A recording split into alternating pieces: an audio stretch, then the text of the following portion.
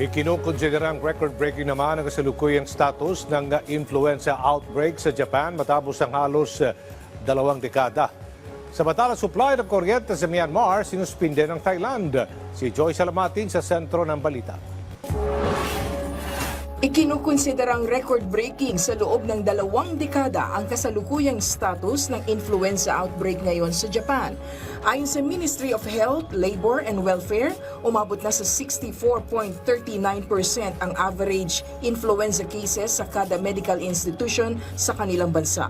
Simula noong lumobo ang kaso nito noong November of 2024. Mas mataas ito kumpara sa mga naitala nilang 57.09 noong 2019. Batay sa ulat, bumaba ang bilang na ito noong pandemic season dahil sa mga ipinatupad na health protocol.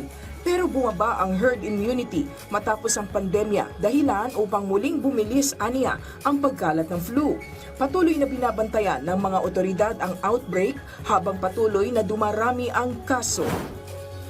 Sinuspindi naman ng Thailand ang supply ng kuryente sa 5 border areas ng Myanmar para sugpuin ang umano'y iligal na operasyon sa lugar.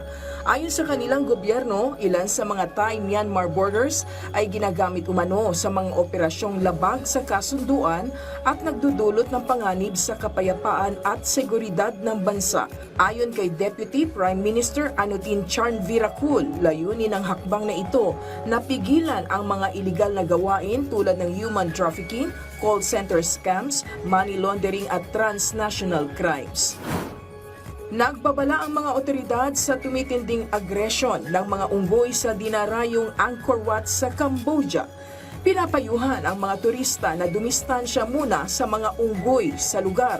Ayon sa Apsara National Authority o ANA, dumarami ang bilang ng mga unggoy sa Angkor Archaeological Park dahil sa ibinibigay na atensyon ng mga turista, partikular na ang madalas na pagpapakain sa mga ito. Nakikipagtulungan na ang Cambodian government sa iba't ibang ahensya upang masolusyonan ang problema, lalo't may mga naiulat ng insidente ng pananakit at pang-aagaw ng ilang pagkain ng mga unggoy mula sa mga turista. Joyce Salamatin para sa Pambansang TV sa Bagong Pilipinas.